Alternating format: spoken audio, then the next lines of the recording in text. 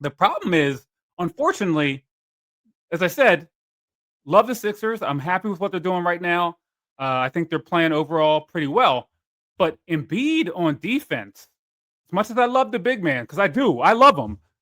But Embiid on defense is absolutely horrible, even in a win. I know he's trying to kind of stay healthy. He's just coming back. I'm not blaming him. I want him out there on the court.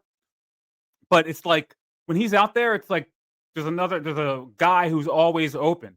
He can't play the pick and rolls well. He doesn't do great at the rim. Now, in the fourth quarter, he does pick it up a little bit, especially at the rim. Had a key block in this game for the win. But overall, you see the big difference between when he's out there and Bona and Drummond. I think the Sixers are better defensively, and I haven't checked the plus minus. I should check it. But defensively, the Sixers appear to be better just defensively with Bono out there or with Drummond. But again, we need Embiid out there offensively if we want to make a run. But just to give you guys kind of a little insight on kind of the way the game's being played uh, with Embiid as he tries to come back and tries to be healthy for the Sixers and the Sixers fans. Now, although, as I mentioned, Maxey and Embiid led the way, you know, Trendon Watford actually got his first start, and he had a really, really good game. He had, I believe, his first ever triple double, but regardless, it was a great game by him. I know a lot of you probably don't who know who Trendon Watford is. I know him and Maxey have been good friends over the years, and now they're playing together. And against Toronto, he had 20 points, 17 rebounds, and 10 assists. So he really had a breakout game, and the Sixers needed that as they were trying to get another W and stay close to the top of the rankings in the Eastern Conference. Now, the Raptors, they played okay. The Raptors got 22 apiece from R.J. Barrett and Emmanuel Quickly. I like R.J. Barrett. Emmanuel Quickly is a good player, but man, I know he's, I guess, doing his job. But man, the second he gets over half court, I mean, he just shoots and shoots and shoots. And I know that's what they want him to do. He's like, I guess the spark. And I understand that, but sometimes some of the shots that he puts up are just absolutely horrible. Uh, I just seen, but like I said, I think that's what they're asking him to do. So you can't get on him too much. But even with those 22 points from RJ and from Emmanuel Quickly, the Sixers were able to overcome. Kelly Oubre played a really good game. Kelly Oubre is having a really, really good season. A lot of hustle, get into the basket, get in contact. I've always liked Kelly Oubre. He didn't do super well on Golden State, but on other teams he's played well, and he just fits well. Kelly Oubre is one of those guys who just fits well on particular teams, and it just happens the Sixers need a wing guy who can defend a little bit, who can get to the basket, shoot some threes. Kelly Oubre, he's doing a really good job for the Sixers, and and I was happy to see the Sixers get the win on Friday night. Now, on the second half uh, of the back to back, the Sixers had to go up against the Detroit Pistons. Now, oh, I'm sorry, excuse me. They played the Pistons. I said this was a back to back. Well, these two games were not a back to back. Sixers played Sunday against Detroit, and hey, this started off as a good game. There was no Embiid, but I have to tell you, as much as I wanted the Sixers to win, I'm a Sixers fan. Jalen Duran is a man. 21 points, 16 rebounds.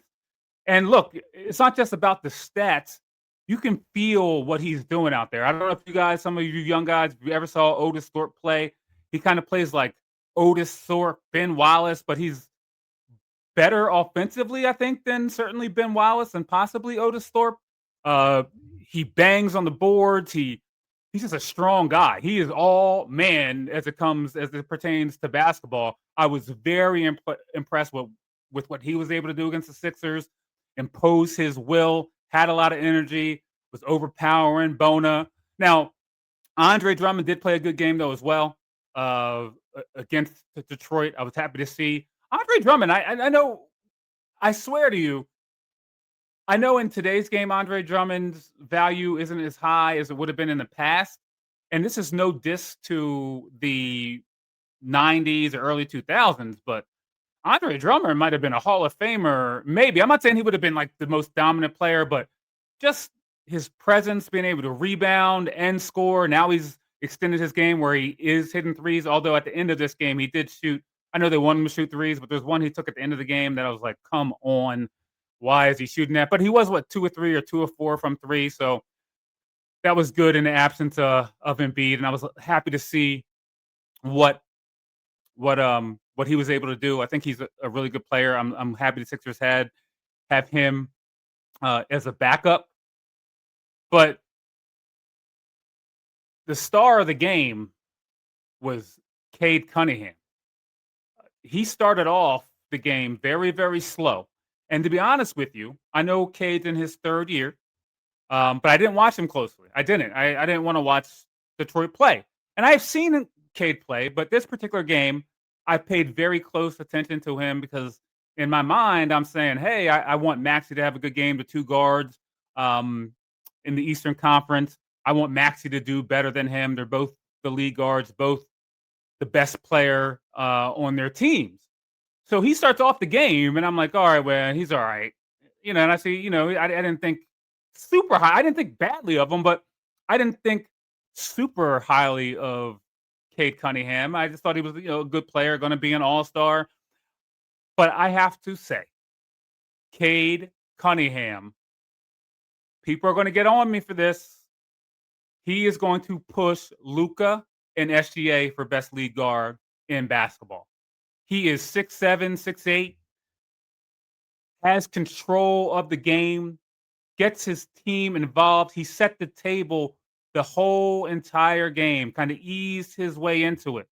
And then when he wanted to get into the game from the scoring part of it, he was already playmaking and helping his team score, keeping them in the game. Helping, it seemed almost like you would have thought Jalen Durant was their best player if you watched the beginning of the game because Jalen Durant was doing great things physically, rebounding, dunking, going hard to the basket. But Cade Cunningham in the second half, man, he showed how good he was. He got himself into the game. He kind of started in the mid post, backing in, shooting, fadeaway J's, slowly using his size and his strength to impose his will on the Sixers. And then he just got hot, hit a three, started dunking on people. He dunked on my man. Although, as I said, Drummond did a great job and had a good game, but Cade Cunningham dunked all over him. And as I'm saying, it wasn't just the dunks. Cade was also very, very clutch in keeping his team in the game, getting them to tie the game, and then keeping them steady in the clutch last 5 minutes, last 2 minutes, getting key buckets. Cade Cunningham is going to be a star in this league if he's not already a star. Just to watch the way he plays, the body control, how he uses his body, how he goes to the hole, how he doesn't. So Anthony Edwards is obviously a shooting guard, but they put the ball in his hands a lot.